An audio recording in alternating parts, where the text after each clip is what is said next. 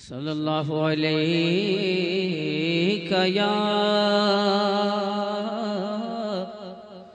یا رسول اللہ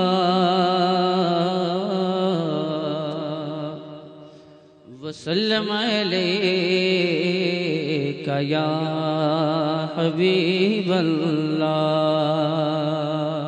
فخر الدین رحمۃ اللہ علیہ کی پیدائش ملک ایران میں 1169 عیسوی میں ہوئی اور آپ کا وصال 1295 عیسوی میں پینگونڈا شریف آندھرا میں ہوا۔ حضرت سیدنا بابا فخر الدین رحمۃ اللہ علیہ ملک سیستان اور شاہپور کے بادشاہ تھے، لیکن آپ کو اس بادشاہی میں دل نہیں لگتا اور آپ ہمیشہ ذکر الہی میں مدہوش رہتے تھے۔ ایک دن آپ اپنی والدہ کے پاس پہنچے اور عرض کی، امی جان، میں اس بادشاہی سے تنگ آ چکا ہوں، میں راہ خدا کی خدمت کرنا چاہتا ہوں اور راہ خدا میں اپنا تن من دھن سب کچھ قربان کرنا چاہتا ہوں اور مخلوق خدا کو اسلام کا پیغام دینا چاہتا ہوں۔ آپ کی والدہ نے آپ کو اجازت دی تو حضرت سیدنا بابا فخر الدین رحمۃ اللہ علیہ اپنی سلطنت کو ٹھوکر مار کر سفر میں نکل پڑے۔ آپ جب ہندوستان میں پہنچے تو ریاست تمل ناڈو کے شہر ترچناپلی میں آپ پہنچے۔ آپ کی ملاقات وہاں حضرت سید تبلِ شاہ عالم رحمۃ اللہ علیہ سے ہوئی۔ آپ نے ان سے ملاقات کی اور آپ ہی کے سائے کرم میں آپ رہنے لگے۔ حضرت تبلِ شاہ عالم رحمۃ اللہ علیہ نے آپ کو اپنی مریدی اور خلافت سے سرفراز فرمایا۔ سرکار بابا فخر الدین رحمۃ اللہ علیہ پیدائشی ولی تھے اور بچپن ہی سے آپ کی کرامتوں کا سلسلہ جاری تھا اور راہ سفر میں بھی آپ سے بہت سی کرامتوں کا ظہور ہوا اور ان کرامتوں کو دیکھ کر بہت سے غیر مسلموں نے اسلام کو قبول کر لیا۔ سرکار بابا فخر الدین رحمۃ اللہ علیہ حضرت تبلِ شاہ عالم رحمۃ اللہ علیہ کی زیر خدمت تھے۔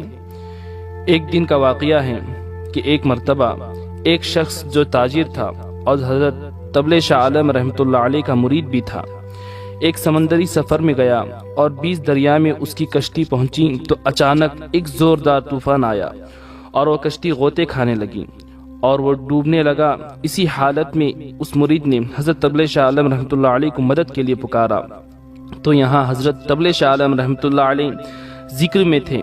جیسے ہی آپ نے اپنے مرید کی آواز سنی تو آپ نے حضرت بابا فخر الدین رحمۃ اللہ علیہ کو بلوایا اور کہا کہ آپ اس تاجر مرید کی مدد کر دیں۔ حضرت بابا فخر الدین رحمۃ اللہ علیہ نے اپنے پیر و مرشید کے سامنے بیٹھ کر ہی اس دریا میں اپنا ہاتھ ڈالا اور اس کشتی کو اس سمندر کے طوفان سے باہر نکال دیا۔ ایک دن حضرت تبلِ شاہ عالم رحمۃ اللہ علیہ نے حضرت بابا فخر الدین رحمۃ اللہ علیہ کو بلوایا اور ان سے فرمایا کہ اب تم پینگونڈا چلے جاؤ اور وہاں پر جا کر کے اسلام کی تبلیغ کرو۔ آپ اپنے پیر و مرشد کی اجازت لے کر کے پینگونڈا کی سرزمین پر پہنچے اور پہنچ کر کے دیکھا کہ وہاں ہر طرف کفر اور شرک کا دورہ تھا۔ وہاں پر ہندو مذہب کے بڑے بڑے پنڈت موجود تھے اور بڑی بڑی انہوں نے مندریں بنوائی تھیں۔ آپ نے دیکھا کہ وہاں کے لوگ کفر و شرک میں مبتلا تھے۔ آپ وہاں پر پہنچ کر لوگوں سے کہنے لگے کہ اے لوگوں، اے اللہ کے بندوں، یہ تم جو بتوں کی پوجا کر رہے ہو، یہ پتھر کی مورتیاں تمہارا کچھ بھلا اور برا نہیں کر سکتی۔ اگر پوجنا ہی ہے، اگر عبادت ہی کرنا ہے تو اس خدا وحدہ لا شریک کی تعریف کرو اور اس کی عبادت کرو جس کے کن کہنے سے یہ سارا عالم وجود میں آیا۔ لہٰذا آپ کی باتوں کو سن کر کے اور آپ کی بہت ساری کرامتوں کو دیکھ کر کے وہاں کے کئی غیر مسلموں نے اسلام کو قبول کر لیا۔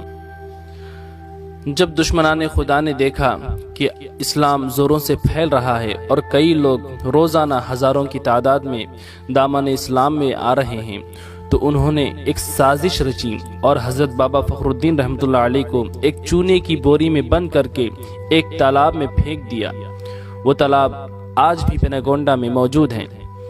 اللہ کی رحمت دیکھیے کہ حضرت بابا فخر الدین رحمۃ اللہ علیہ اس چونے کی بوری سے نکل کر اس تالاب سے زندہ واپس آئے اور اسی تالاب کے نزدیک ایک بہت بڑی پہاڑی ہے۔ اس پہاڑی پر آپ چڑھتے ہیں اور حق کی صدا بلند کرتے ہیں اور اذان دیتے ہیں۔ جس جگہ پہ کھڑے ہو کر کے آپ نے اذان دی تھی آج بھی آپ کے قدموں کے نشان اس جگہ پہ موجود ہیں۔ پھر اذان دینے کے بعد اسی پہاڑی پر آپ نے عرصہ دراز تک چلا فرمایا تھا۔ آج بھی یہ پہاڑ چلے کے پہاڑ سے مشہور ہے۔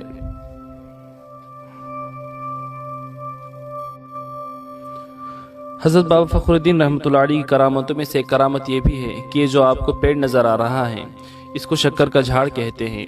یہاں پر پہلے کوئی بھی آ کر کے اپنی منتیں یا مرادیں مانگتا تھا، اگر اس کی منتیں یا مرادیں پوری ہونی ہوتی تو اس پیڑ سے شکر نکلا کرتی تھی اور وہ اس شکر کو تبرک کے طور پر اپنے گھر میں لے کر کے جاتا۔